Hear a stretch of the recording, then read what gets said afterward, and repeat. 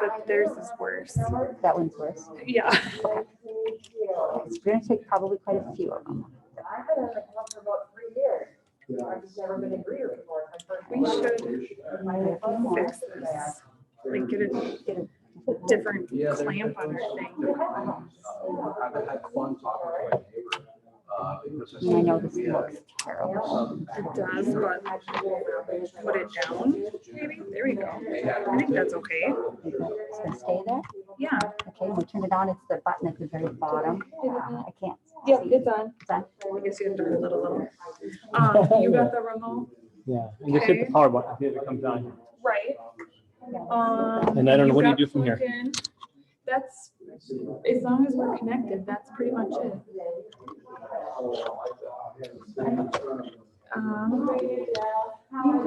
There's, It flashes and I don't see it flash. you don't see the flash? Okay.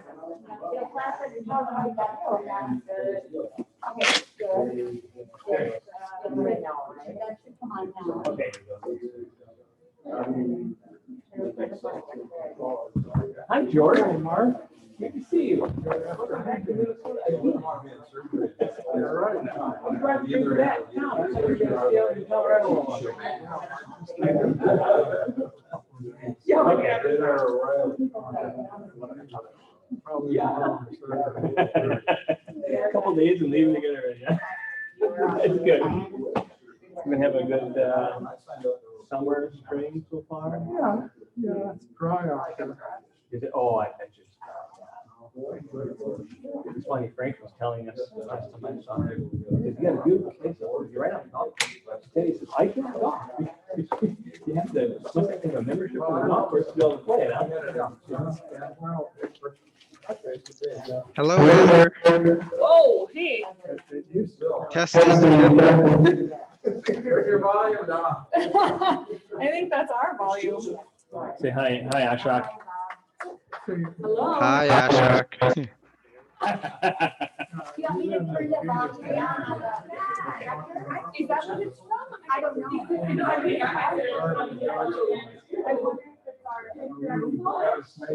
But I'll turn it down a little bit. just like a touch, yes. Yeah, a little bit. Nice.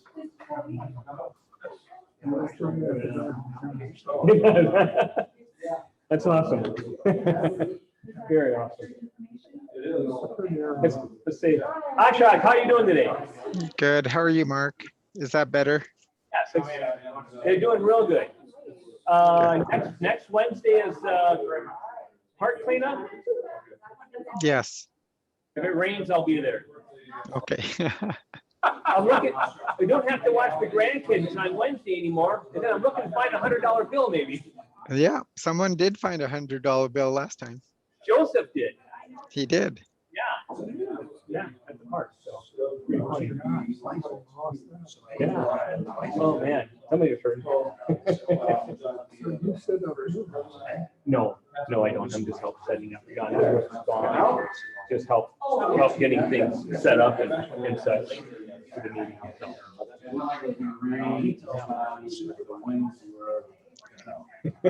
Ali, is the sound all right from my end?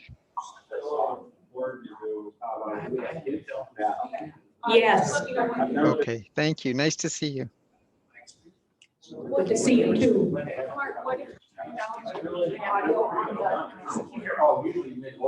Can we do that here? Let's see. Yeah, just try. Ashok, can you still hear us?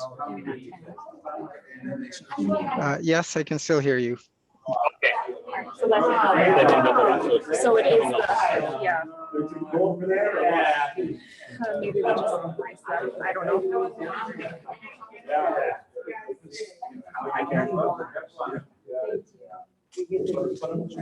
Is our speaker virtual today? I don't know that. Yeah, I think Dr. Verk is going to join virtually by Zoom. Okay. Thank you. Okay. I guess because we tried on the device and that did not work. but maybe just I just want to make sure that the speaker can be heard in the room because she'll be joining virtually, so. Yeah, so anyway, I turned it down, but it's still. It is very loud and we tried turning it down here as well, so I'm out of ideas.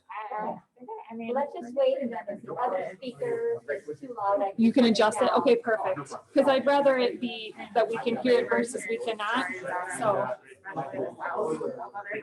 Good decision. Yeah, good decision. No. You know, even we've been super careful the long time, but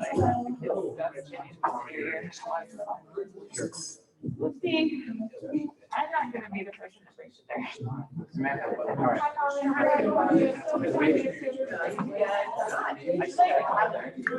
I'm not at all like Amber. Yes. So, communicate with Lori, you can give me. It's very good. But Okay.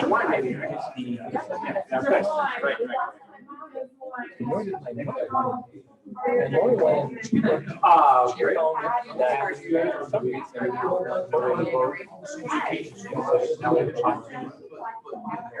That is an interesting, I will check into that. and I don't know, if most people sign up. 11 people. You know, I don't know, I'm not sure either. That is interesting because I had noticed.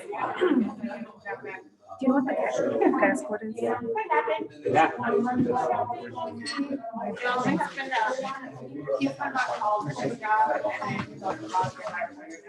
Oh, no, grab my phone.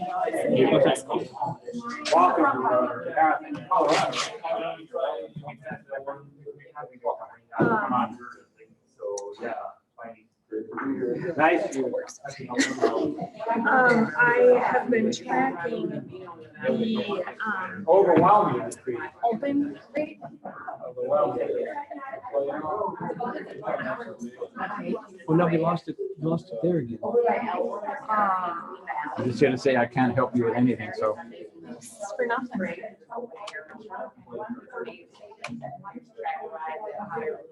Well, that is.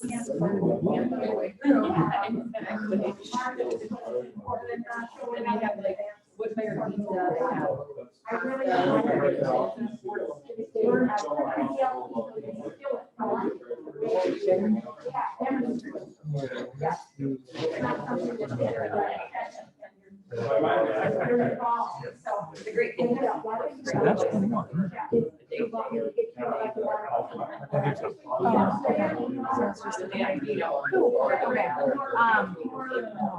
I have been tracking the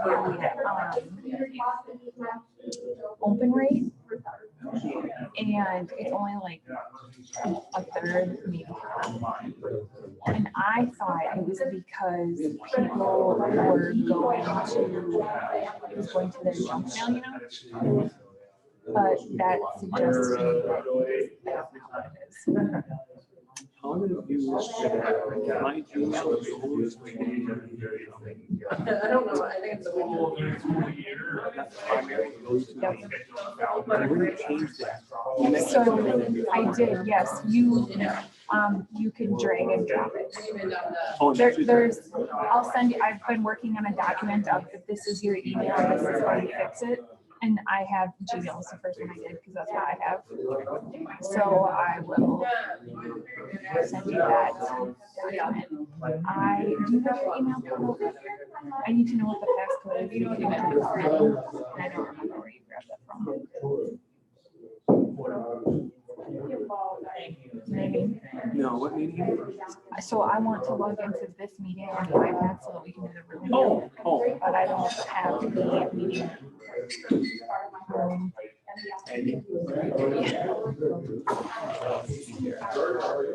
Or the passcode, sorry. Yeah.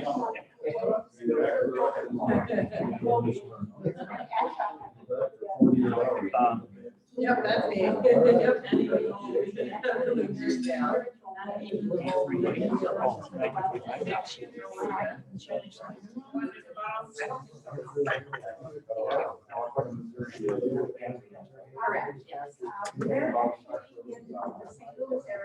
Okay, I think we should be good to go. I have all the money, it doesn't work, like I love. We may have to, I suppose we may have to adjust when Audrey comes in, but Yeah. get that straightened out. Hopefully everybody can still hear us. Hey Cindy, send me a text if you can hear me. Hello, John Woodruff. Are you on the boat? Do we know how many people registered today? More than lunches or? Maryland just registered. No, you're fine. I ordered 28 today, just Got to it. be safe. Great. Hey, okay.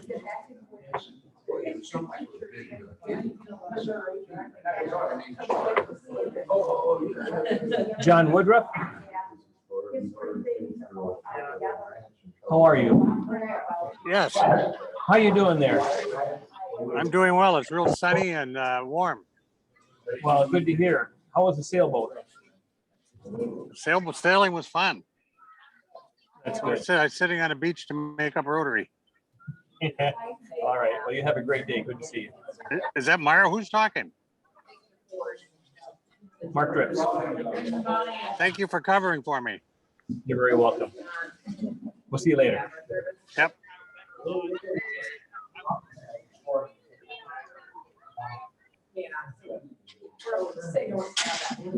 John, don't forget to mute yourself. And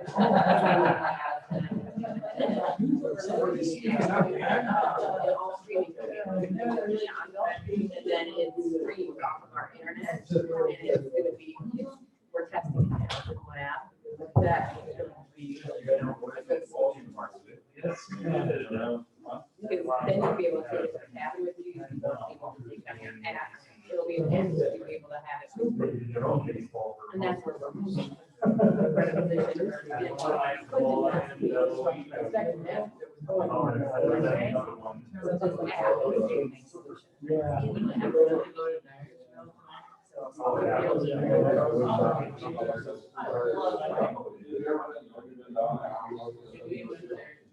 Yeah.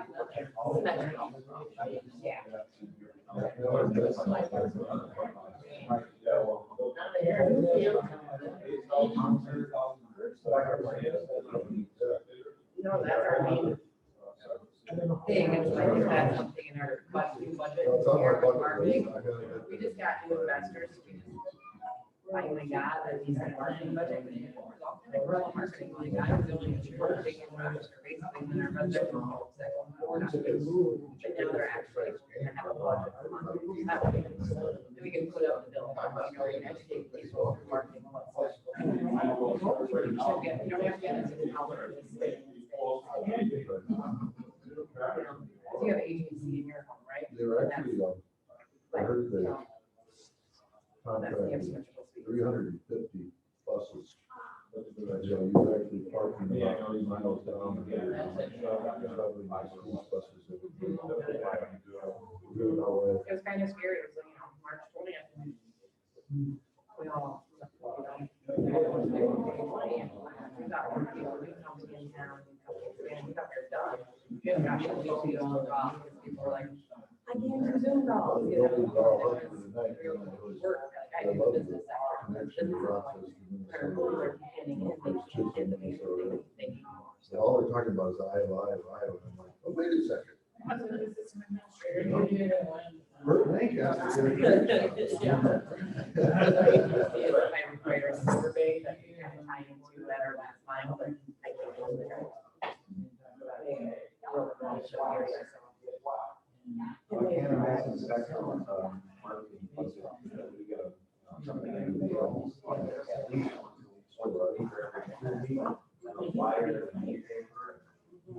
sure he'll get some honest letters from And then like, I have to take some of our other markets, you know, like. It's like, yes. My daughter loves to play with mail. She is always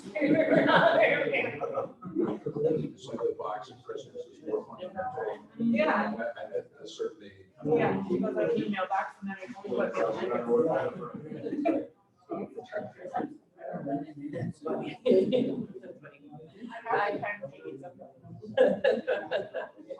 Oh, good, they're not getting seen anyway. Good job. I stopped at Cookie Crumble this morning just to congratulate them. They served crumble cookies. Yeah. I ended up buying four. Yeah, it was a lot. Try them. But the taste of them are actually over. Yeah. Right. No, all right. There was for you. I got there right after. Yeah. well, Do we- you do not. You do not, I changed that. I know it's a couple. Like, I don't know. Yep, I changed it so that we no longer have to accept them, and I changed it so that it automatically. Well, records. yeah.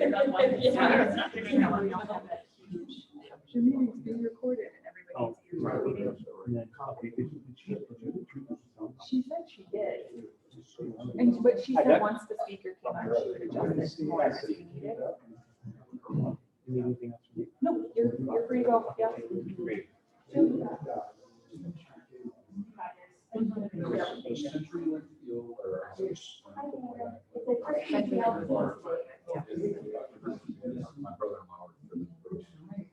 Well, thank you for that. They did a nice job. Reading the games. I think they were contract workers, but they shepherded, wasn't even Yes. Because you get full line of the keys. So you didn't put it in the same place you had last time, right? What was that now, Mark? John and Matt. What was that? So I think it's got their name. some people will drink, they don't.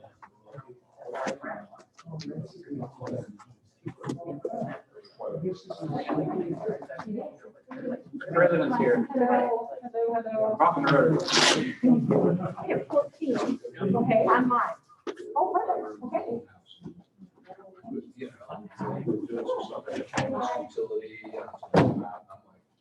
It's over here.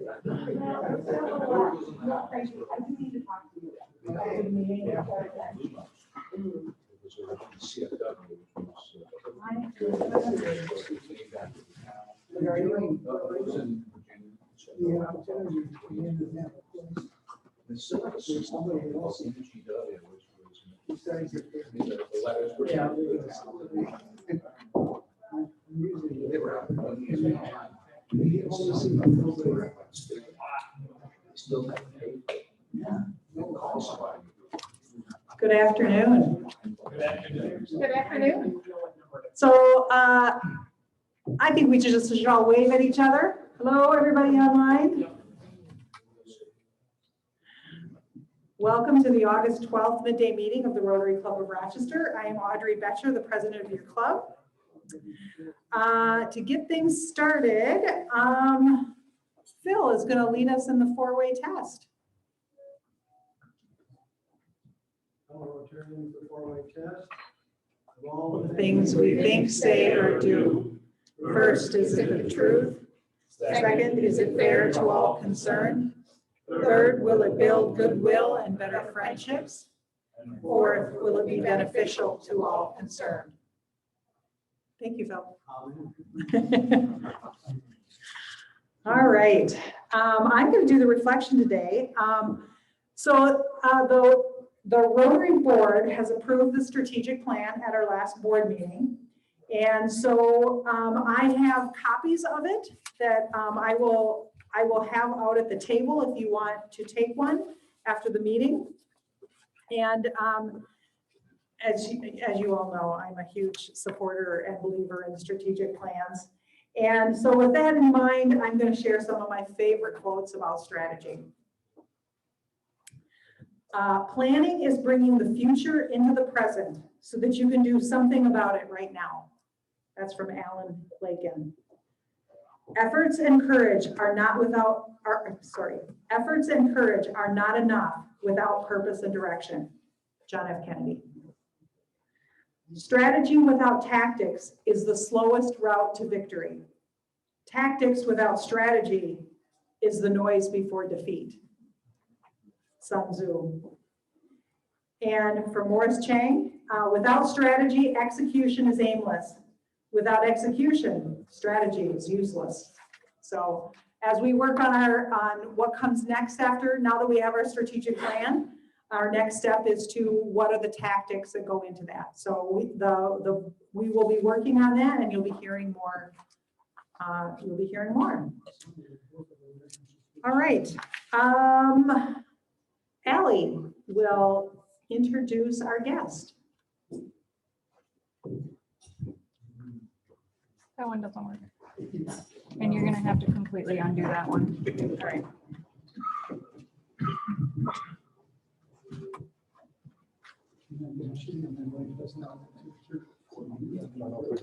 I don't know if it's gonna work.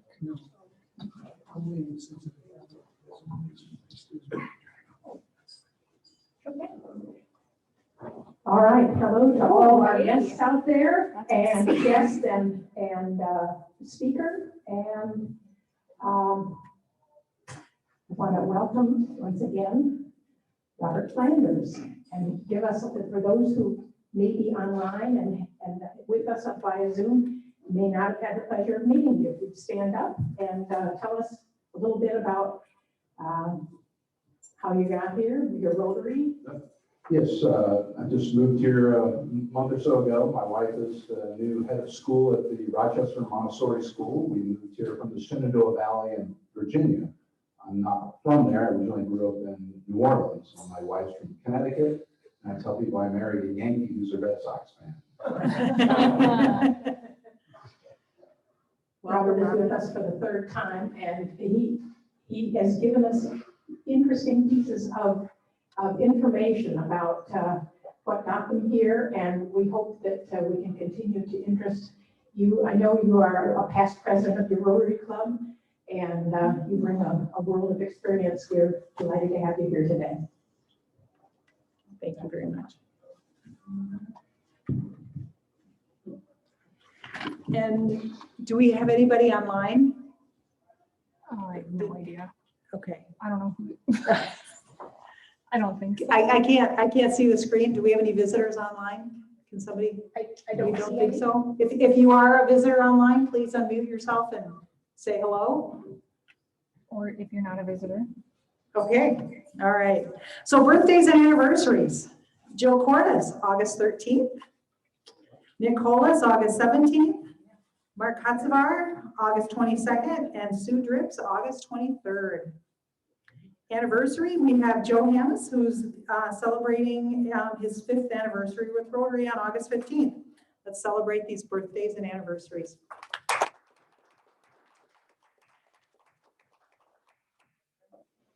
All right, then some announcements. White Oaks Park cleanup is Wednesday, August 18th at 6 p.m. Please join if you're able. There is a new LGBTQIA Rotary Club starting up in the cities, starting up in September, the Minnesota Pride Rotary Club. The club will meet on Tuesdays from 5:30 to 7 in Bloomington at the Hilton Hotel. They need 20 members to charter, hopefully this fall, and an information meeting will be held on Tuesday, August 24th. I did reach out to them to see if there was a remote option for Greater Minnesota, but it didn't sound like it at this time. But if you know someone in the cities who's interested, please provide that information. Rotary Classic is seeking sponsors and advertisers. Please contact Tamsin if you are interested. We'd love your support. Don't forget that you can purchase script cards to benefit the club. You can purchase cards for Quick Trip, Apollo Liquor, and Menards. You can stop by the table on your way out or reach out to Janice or Amber. The sign up for the golf outing is now live. You can sign up online. And again, that is September 16th at Northern Valley. And a reminder that all skill levels are welcome. You don't have to put a fourth together. You can just sign up. Lunch is at noon with tea time starting at 1. And since this is a third Thursday, we encourage you to come to have lunch at Northern Valley, even if you're not able to golf. So please join us on September 16th.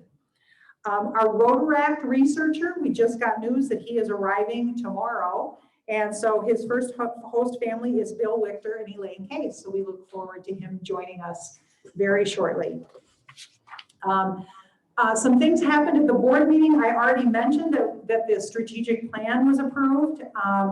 We also approved recruiting for 3 club initiatives. So that there will be I'm really enjoying working with all three clubs as we work on some things together. So diversity, equity, inclusion is something that we are going to work on together. If there's anyone interested in being part of that initiative, please reach out to me or to Amber and let us know if you're interested. There will also be a 3-club effort around Cradle to Career. That is also starting. So if you're interested in that, please also let me know.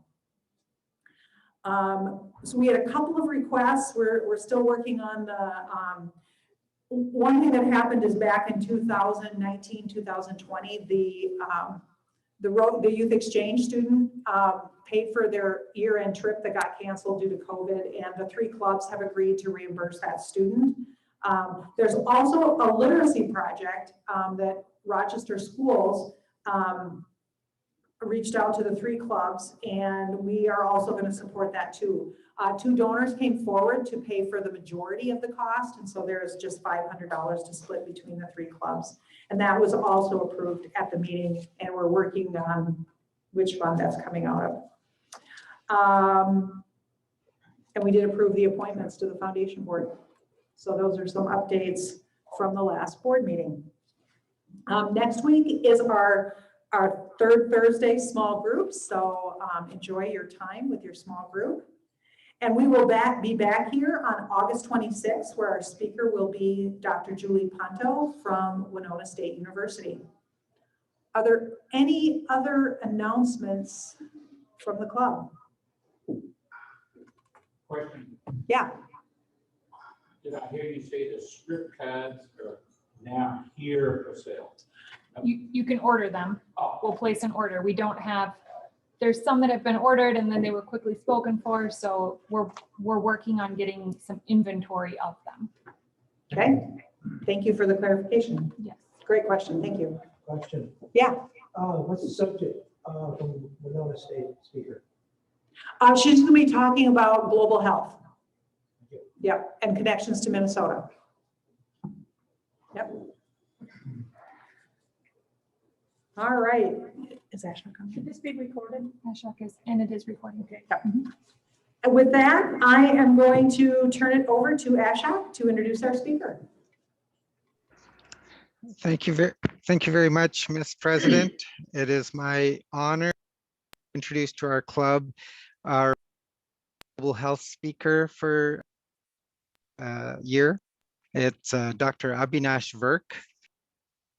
He is quite the contagious speaker.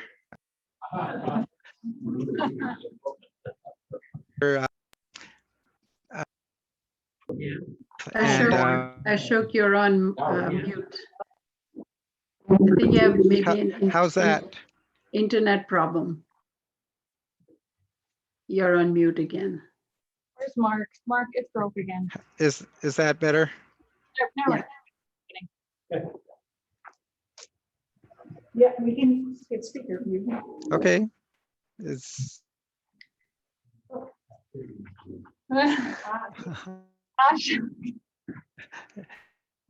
I will give Janine the wand to speaker. It's my internet connection at work.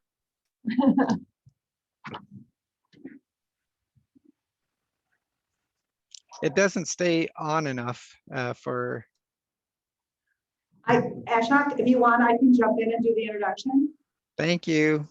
Okay. All right. Dr. Avinash Virk is a professor of medicine at the Mayo Clinic College of Medicine and Science and a consultant in the Division of Infectious Diseases at Rochester since 1997. Currently, she is the co-chair of the COVID-19 Vaccine Allocation and Distribution Work Group at Mayo Clinic. She's the chair of the Mayo Clinic Enterprise Antibiotic Stewardship Program and the Outpatient Perinatal or Antimicrobial Therapy Program. Previously, she served as the acting chair of the division from 2016 to 2017 and was the vice chair and practice chair from 2010 to 2016. She established the Mayo Clinic's Travel and Tropical Medicine Clinic in 1999 and directed it for over 17 years. She has been keenly involved in education in the ID division She was the Education Chair and the ID Fellowship Program Director from 2002 to 2010. Her passion in ID includes antimicrobial stewardship, orthopedic infectious diseases, and travel and tropical medicine.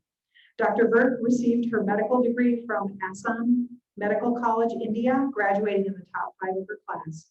She completed internal medicine residency and chief residency at Prince George's Medical Center in Maryland, followed by infectious diseases fellowship at Mayo Clinic.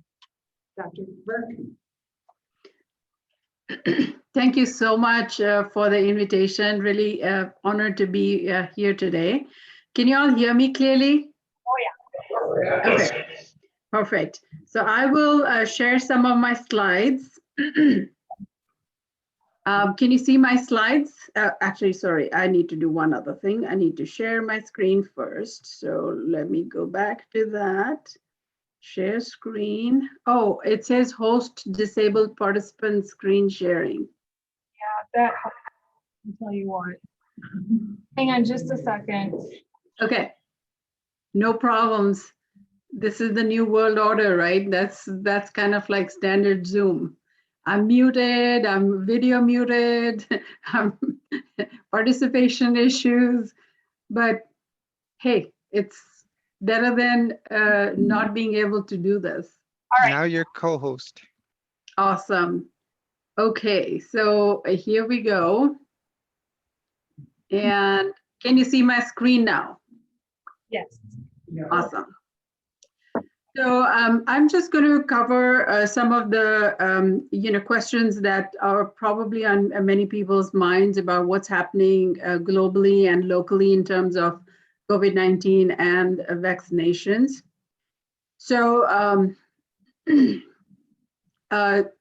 so that's really kind of what I'll address today.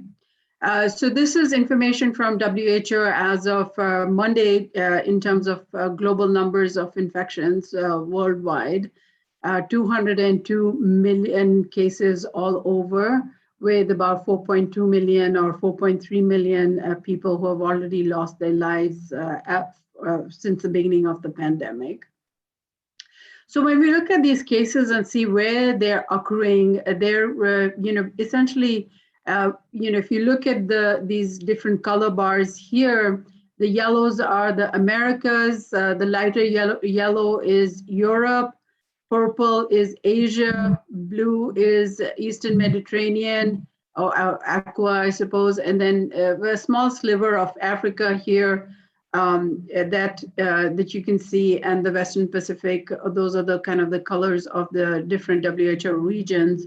What you see here is that the Americas and Europe have essentially equivalent number of increase in cases since essentially end of June.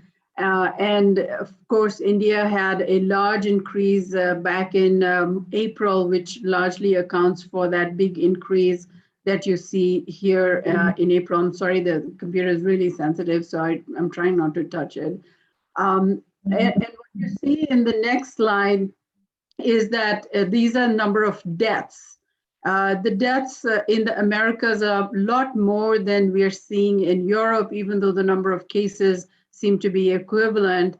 And the deaths in Asia seem to be much more in proportion to the number of cases that we are seeing, potentially related to access to healthcare, access to medications, plasma, monoclonal antibodies, etc., that may be driving some of the deaths. And when we look at numbers from Africa, these may not be as accurate and may not reflect the true magnitude of the problem in Africa because of reporting and testing availabilities.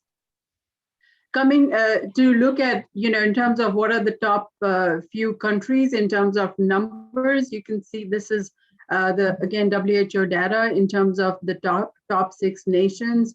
You can see at the top the global numbers of cases, and then the US has the largest number of reported cases, followed by India, Brazil, Russia, France, United Kingdom, and Turkey. These are the top 6 countries reporting cases. When you look at mortality, the highest number of cases have been reported from the US, followed by Brazil, and the third country being India. One can ask the questions and say, why is this? Why do we have higher number of cases reported in the US? Is it because we're testing more? Is that why we have a larger number of patients reported? Do we have better capabilities in terms of public health, in terms of identifying cases as well as deaths? And I think that is quite likely playing a role in the numbers that we're seeing in the United States. But there, and those, we may have to look at, per testing, how many cases, what % of populations are tested in these other countries to be able to really kind of say, if these numbers are truly accurate. But at least these are the currently reported numbers of cases as well as deaths in the various countries. So I just wanted to talk a little bit about science in terms of, the virus itself, because I think it's important to understand the virus a little bit to understand what those variants are, because obviously everyone's talking about these variants. So this is really a schematic of the SARS-CoV-2 virus, and this protein, the S protein, is the one that attaches to human respiratory cells to enter into the respiratory cells and cause an infection.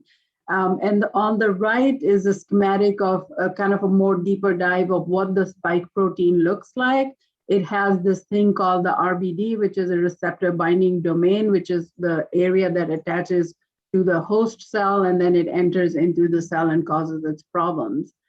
Now, what happens is that this particular spike protein has a gene that is in the virus's gene. So that yellow little loop that you see within that, within this particular area, this is just kind of a schematic of the spike protein gene. So what happens with this spike protein gene is that when it's duplicating itself or replicating, it's basically doing a very fast copy. It's like a copier machine. It's just copy, copy, copy, copy. And even if you have a really fast, really effective copier, paper copier, sometimes the paper gets stuck or something happens. That's the same thing that happens with the rapid replication of this gene. It makes little errors. It makes a little error here, a little error there. And when it makes lots of them, and it continues to do that, some of these errors are what we call non-meaningful mutations. They make no difference to the virus. It's basically just like the original one. But some of these mutations are such that they actually increase the ability of the virus to transmit from one person to the other. It may have a higher ability of causing severe disease. It may evade the vaccine. It may evade the treatments that we have developed. But some of them don't reach that threshold where they are really a significant problem. They're different from the original one, but they're kind of more local transmission, and they haven't really become like a global problem. But when they become a global problem, that's when we call them variants of concern, in the sense that they are a lot more widespread. They clearly are more transmissible. They may or may not have increased the severity of disease. And those we call variants of concern.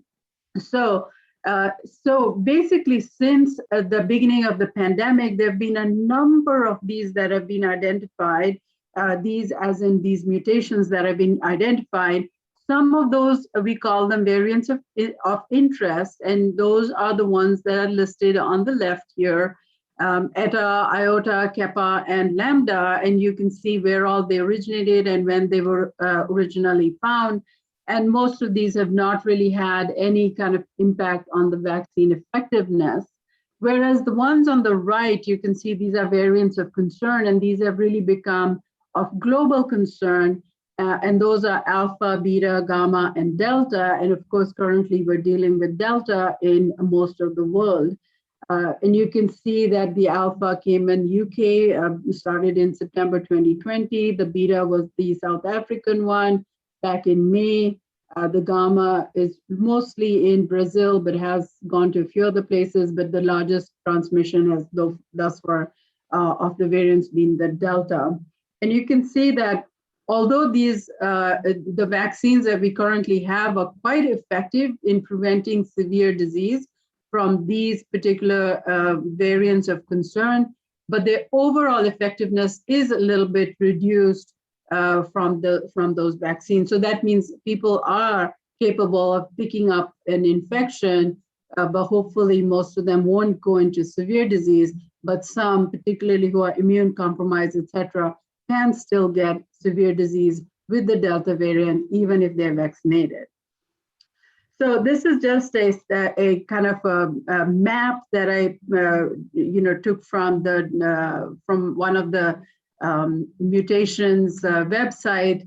You can see that on the left top, this is when Delta was initially kind of identified and was noted mostly in India.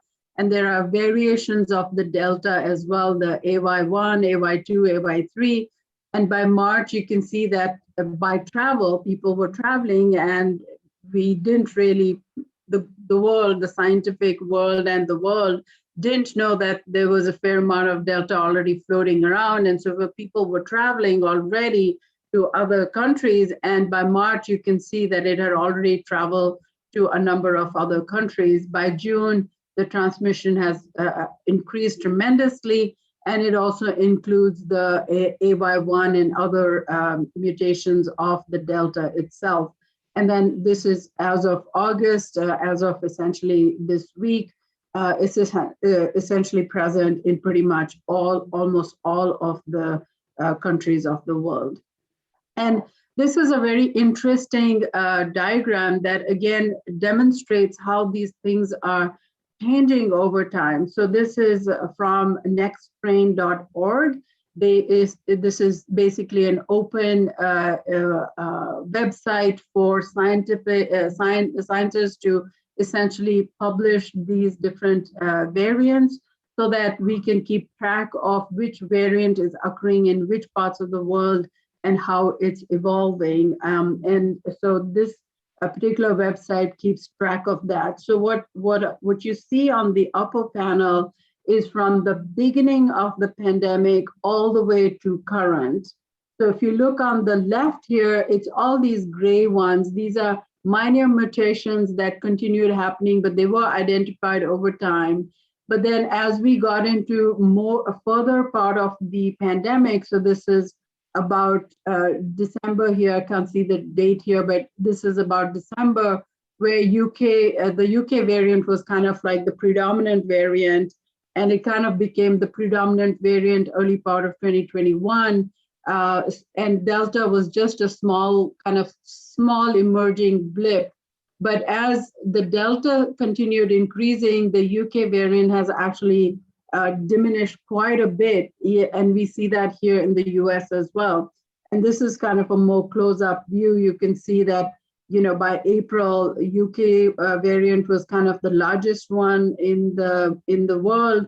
But as we got further into the year 2021, pretty much worldwide, Delta is the predominant strain of SARS-CoV-2, the virus that causes COVID. Delta is the most common strain that we're seeing. So what's happening in the United States? You can see that in the United States, since June, basically June 14th, when we were able to have a pretty substantial decrease in COVID cases, down from a high of 300,000 on January 2nd, we were down to, per day, where we were down to about 8,000 cases on June 14th. But at the same time, the Delta was continuing to increase in the United States such that the last month or about 6 weeks or so, the number of cases have been increasing. And by July 30th, we were at 100,000 cases a day, which is higher than pretty much all of the 2020 until about middle of November 2020, which was the beginning of that massive spike. And the question now obviously remains is, what's going to happen as we get into the fall and winter of 2021. Are we going to replicate that spike that happened previously? Currently, in terms of transmission in the United States, all of the regions in red are essentially showing a high level of transmissibility in terms of COVID-19, and almost 80 to 90% of that is a Delta in the United States. So globally, what's happening about vaccines? So these are all the globally available vaccines. In the top three are the ones that we are using here in the United States. These are the emergency use authorization vaccines, all three of them, as you already are very well aware of. And the ones listed below the red line are the ones that are available in other countries, and developed in various parts of the world, UK, Russia, China, India. And they have a variable effectiveness against the vaccine, against the COVID-19, compared to the three that are, developed and present in United States. Those are extremely effective in preventing severe disease, and overall also extremely effective. And when we look at the data from the other vaccines in other countries, many of them are extremely effective against severe disease, which is really, really important. We want to prevent people from getting on ventilators in the hospital or dying from it. So they're extremely effective against that. But just for overall efficacy, it can vary depending on which vaccine you're really looking at. So talking a little bit about the US vaccines, overall, they're very, very safe. You've probably heard a lot of this previously. Many people can get a little bit of kind of immediate vaccine-related immune response, and that results in headaches, body aches, and fevers. We've seen that slightly higher in women, and particularly in younger people in general. And severe reactions, allergic reactions, are actually pretty uncommon, 2 to 5 per million doses given. And but most of it, again, is more common in women. You have probably heard of the severe side effect called thrombosis with thrombocytopenia, which is basically blood clotting and associated with low platelets. Platelets are blood cells that allow our blood to clot and helps prevent bleeding. But when it happens in a situation like this, it can cause, significant disease symptoms, etc. This particular syndrome has been seen with the Janssen vaccine and the Oxford AstraZeneca vaccine. And then there's another more recent couple of side effects that have been found with mRNA vaccines called the myocarditis, and another one, which is a neurologic problem called the Guillain-Barré syndrome, which is with the Janssen vaccine. For both of these two are higher in men compared to women, and I'll show you some details on this data. So just to kind of summarize, with the Janssen vaccine, you can see in the blue, you can have both the thrombosis with thrombocytopenia syndrome and the Guillain-Barré syndrome, which is the neurologic syndrome that causes weakness and can cause respiratory difficulty of breathing as well. And overall, it's not just in women, but overall the rate is three people per million doses. For the Guillain-Barré, it's about 8 per million doses. But the mRNA vaccines cause something called myocarditis or pericarditis, which is inflammation of the heart or the lining of the heart, and this can occur in about 3.5 people per million doses. And again, these two are more common in men, whereas this one is more common in women. But when the CDC did an analysis to try and figure out, what should we do with these serious side effects? Should we stop giving people vaccinations, or should we limit it to certain ages?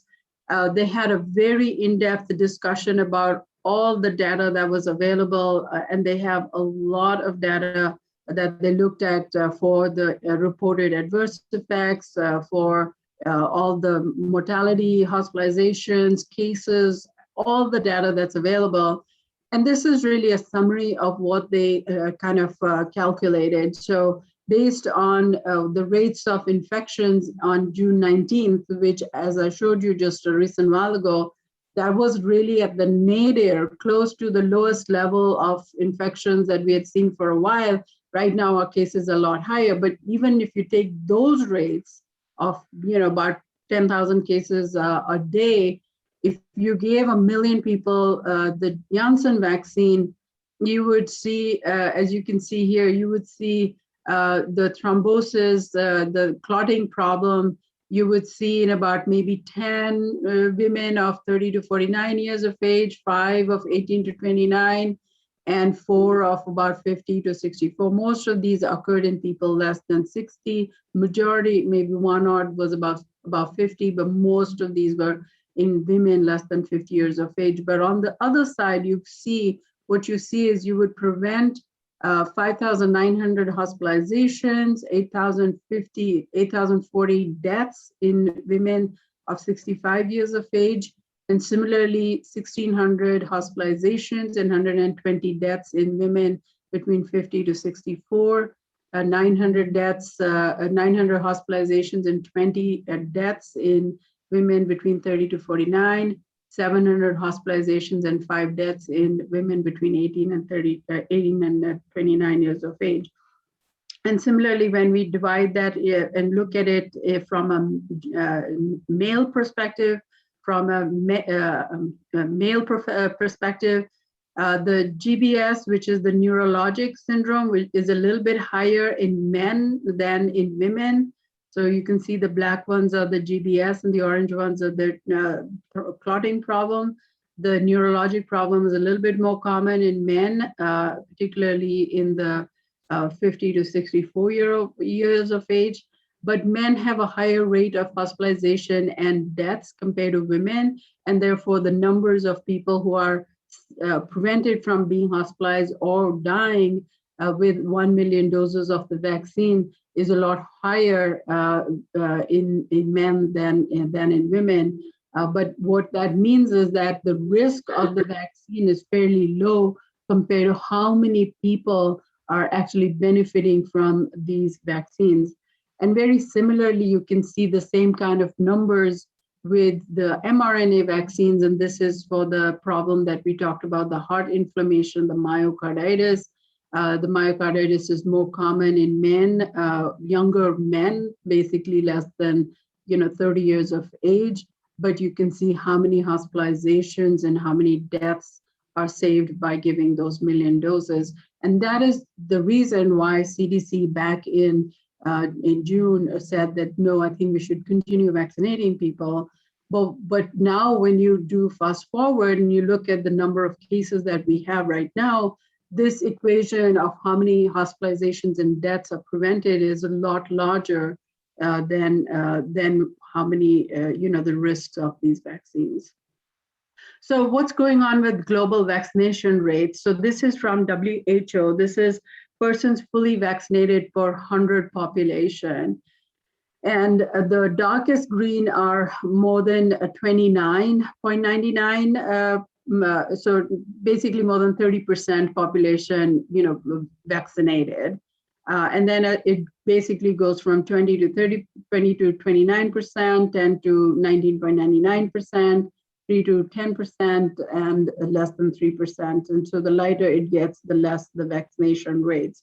So you can see that obviously North America has, or US and Canada have much higher. European countries have much higher rates of vaccination. Turkey has a higher rate of vaccination, and it seems Mongolia has a very high rate of vaccination. But the rest of the world is kind of in varying shades of green. And essentially, when we look at the whole world, we have 7 billion people. Of the 7 billion people, there are less than 1 billion that have actually gotten fully vaccinated. So that's 0.12% of the total population that has been vaccinated.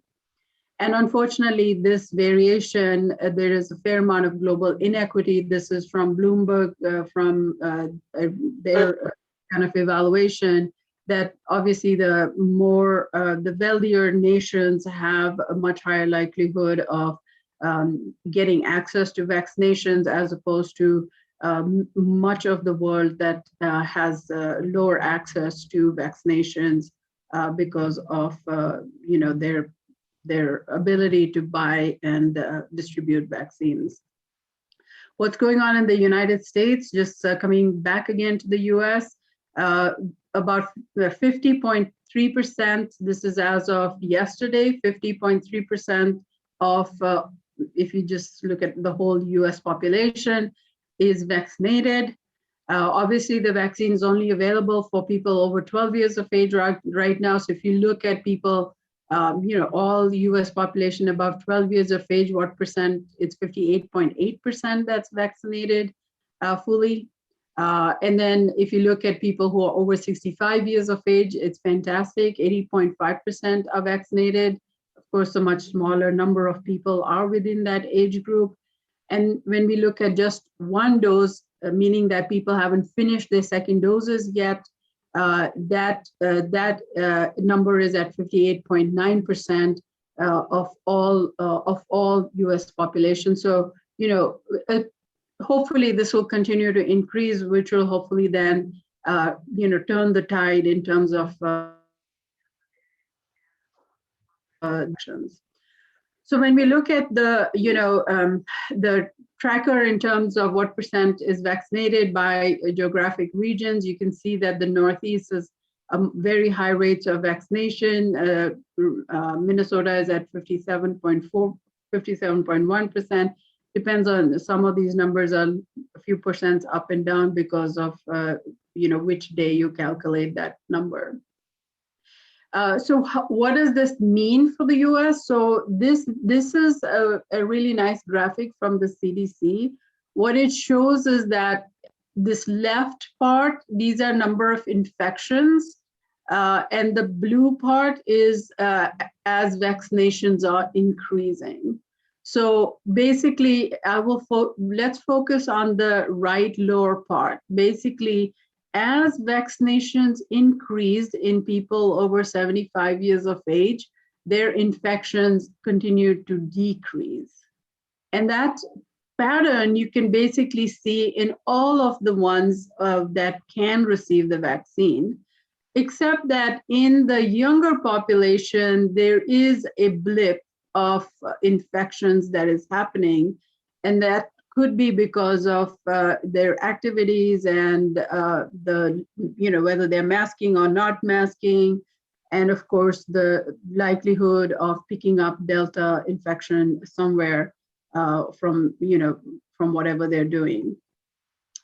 And when we look at the US in another way, is that essentially the southeastern parts of the United States have lower vaccination rates, and these overlap with people who have lower ability to potentially get to a vaccination site, or have lower socioeconomic status, maybe educational levels may be lower. We know that African American and Hispanic populations have lower trust in the healthcare system. And these are highlighted in those that have high social vulnerability index, which is based on all those factors that I just mentioned. These areas overlap with having low vaccination rates. So these are the areas that have fairly low vaccination rates, and some pockets within the Southwest. And what that has translated into, and I'll show you what that translated to in a second. But what we do know is that for many, many reasons, vaccination rates are lower in, in Hispanic and African American populations compared to, some of the other groups. And what that is relating into is higher number of cases in these geographic regions. So what I did here in this map is, this is the CDC's map of number of cases by density. So the darker the blue, the higher the number of Delta cases right now. This is current as of yesterday. And what I did was I put in the level of the state's vaccination rate. So you can see that 35 is the lowest, which is Alabama, and it's Alabama. And then you can see that the states neighboring that have very low vaccination rates and have that corresponding increase. These are the highest rates of COVID-19 right now with the dark blue. And Texas also is at kind of low number, 44.6. Some of the other states out here. In the Northwest, on the other hand, so in black are the top 4 states with highest vaccination rates. So the highest vaccination rate is in Vermont, followed by Massachusetts and so on. And you can see that the number of cases that they're seeing in those regions are the lowest in the country, or the lower amount of infections. What that means is, again, reinforcing the fact that vaccination does impact emergence of infection, even with the Delta variant. And I'm sure the Delta variant is driving some of those infections in the Northeast, but it's certainly a significant problem for the states that have low vaccination rates. And of course, the people at risk continue to be African American. Of course, all of us at risk, whoever is not vaccinated, but people who are particularly at risk are African American and Hispanic populations. And why do I say that? Based on the whole data from the beginning of the pandemic till now, we know that for various reasons, the African American and Hispanic populations are at higher risk of getting infection, maybe primarily because of the kinds of jobs they're doing, and maybe there are other factors that are leading to the higher rates of infection. And unfortunately, these rates of infections translate even higher risk of hospitalization and deaths in these groups, the African American, American Indian, Native Alaskan, and African American and Hispanic, the 3 kind of bars that you see here. And the reasons for this is that these populations tend to have poorer or less access to healthcare. They have a higher risk of having diabetes, obesity, hypertension, cardiovascular diseases, which are known to be risk factors for severe COVID disease, and risk factors for hospitalization, and risk factors for deaths when somebody gets COVID-19. And so this issue is going to potentiate itself in the states that are poorly vaccinated, or in the individuals that are not vaccinated, because the virus is still the same. The virus still causes severe disease, and particularly severe disease in people who have the risk factors for severity. So in summary, the pandemic is ongoing. There are new variants emerging, as you saw from that next strain data, that Delta is what we have now. What is it going to be next? Which ones are going to be the next ones? Are they going to mutate such that the disease becomes severer and the vaccine doesn't work, and doesn't work even more? And would we be in a worse state in the future? The only way we can curtail this, the only way we can control this, is really by more and more people having protection. The less virus there is, the less likelihood of it going to more people and it having to replicate itself and developing more variants. And the only way we know is to be able to do that through vaccinations. And we were incredibly lucky and grateful that we have these vaccines that are very effective, and were built on information, scientific knowledge that had been going on for many, many years. It wasn't something that just happened out of the blue. The mRNA technology has been used since the mid-90s for chemotherapy agents, has been studied for many different types of cancers, leukemias, prostate cancer, breast cancer, many other cancers. And the reason why they were able to create this vaccine so quickly was that we had SARS, the original SARS epidemic in 2002. 2003. And then we had a very related coronavirus outbreak in the Middle East called the MERS virus. It's also a coronavirus. So we were all anticipating another coronavirus problem, or maybe a repeat of one of those two viruses.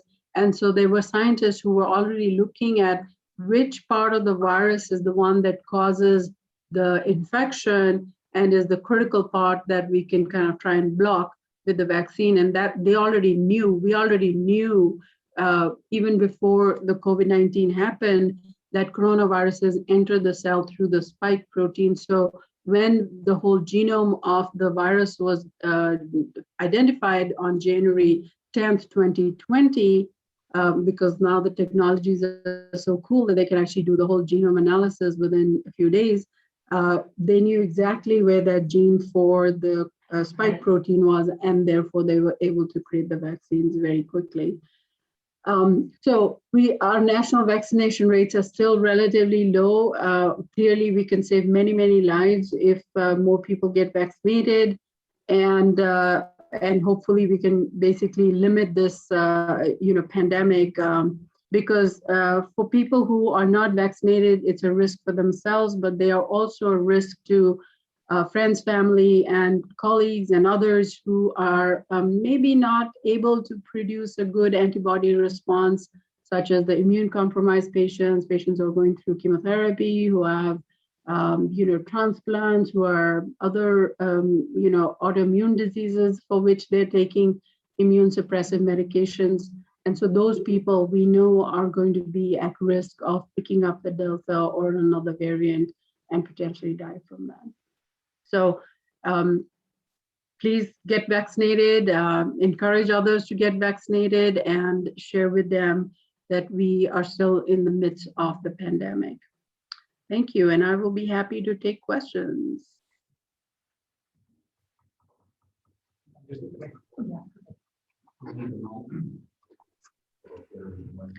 Thanks, Abhinash. I don't know how long my mute will stay off, but I just want to, again, thank you for such an informative talk. I had one question. How do we ethically allocate vaccines to areas of the world that are underserved? Yeah, I think it's really a global responsibility for all the countries to share the vaccine, and you probably heard that the WHO is encouraging countries to not do the third boosters and to basically kind of share those boosters with other countries. And I think those are definitely clearly very ethical issues. Obviously a country would want to protect their citizens, but this is really a global connected world, as we have seen. And so I think some degree of sharing amongst countries to kind of equalize the playing field would be really important. There's a question in the chat about how effective is J&J against the Delta variant. It is a little bit less effective than the mRNA vaccines in terms of the Delta variant, but still protective against severe disease. So overall, may not be fully as protective as the mRNA vaccines, but would still protect otherwise healthy individuals, from getting hospitalized and getting severe disease. And that's not to say that patients who are otherwise healthy, who have had vaccinations, cannot yet get Delta or any other variant and not die from it. There are some, very few, very, very few, but there are people who are vaccinated who have died from COVID-19, but those numbers are way, way, way smaller than the people who are dying who are unvaccinated. And, so I think currently we are recommending whichever vaccine you can get, just get it. There will be, I just want to tell you, this is kind of hot off the press, and it's probably going to be announced tomorrow or over the next couple of days, is that there will be boosters recommended for certain immune compromised individuals There is a meeting of the CDC Advisory Committee on Immunization Practices tomorrow that will essentially weigh in all the data. We've had a couple of meetings already on this topic, and tomorrow will be a definitive kind of a decision about who should get boosters and when. You're gonna have to. I'd like to ask a question. You didn't say anything about the land of variant. Do you have any information on that or in this relation to I'm sorry, I can't hear the person who's talking. I don't know if somebody's asking a question. It's very muffled. The question, can you, is it Push the button. push the button? On the bottom. That's right. Right, not right. Okay, the question was on the Lambda variant. And George, what was that? information on the land of variant in relation to even the number? And the Lambda and its relationship to the Delta. The Lambda variant is, sort of similar, but it's still a fairly localized problem. So that's being kind of monitored for now. So I have a question. I have relatives in New Zealand and Australia. So I think relatively rich countries or wealthy countries who have the ability to pay for the vaccinations, but they're telling me their vaccination rates, like my sister lives in Melbourne, like they're 14%. So why are they so low for a country that seemingly has the money to pay for vaccinations? I couldn't hear the question. So the question is, Colin has relatives in New Zealand and Australia. And for a relatively rich country, they have vaccination rates around 14%. What are some of the reasons why wealthy countries are also struggling? Even worse than the US? Yeah, so I think it's really a matter of access and the ability of, the US had was very proactive in terms of, engaging the pharmaceutical companies, giving them, funding to actually fast forward the production and research to kind of get the vaccine, manufactured and distributed. Whereas I think some of these other countries, even if they were rich countries, did not really have that capability, or maybe they did not, engage as much in terms of the pharmaceutical companies to, be able to kind of get a bigger size of the vaccine doses.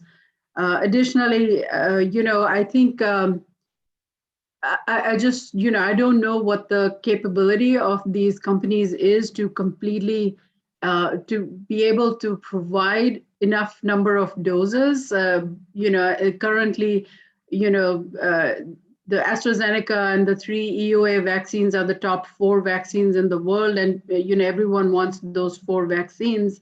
But there are many countries that are using the Chinese Sinovac or Sinopharm, et cetera. And so so that's part of the issue, is that what is the,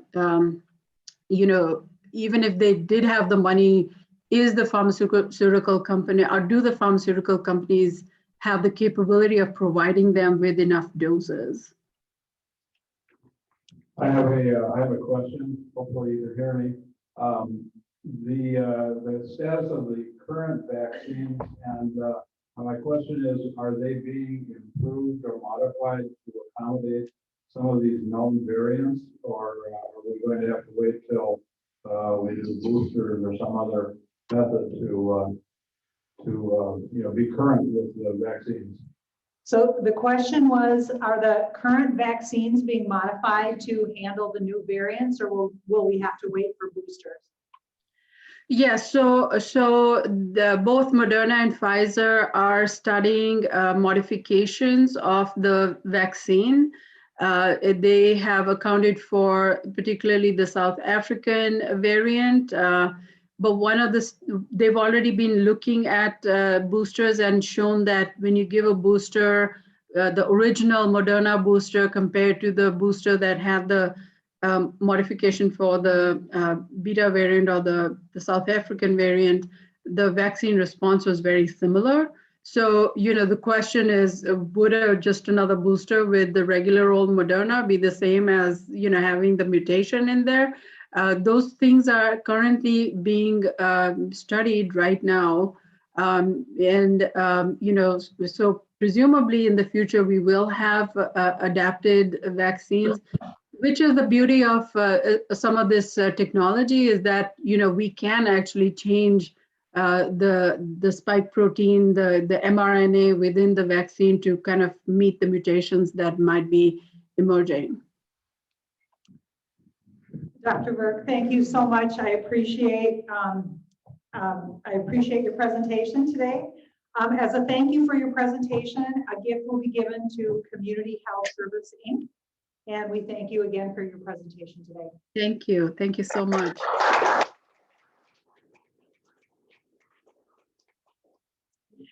As we close out today, I want to give thanks to all who assisted. Colin as our greeter, Phil for leading us in the four-way test and being at the visitors desk, Allie for introducing our visitors, and Mark Drips, who was our Sergeant at Arms today. Thank you. And again, a special thanks to our speaker, Dr. Burke. Thank you all. Serve to change lives. We are adjourned.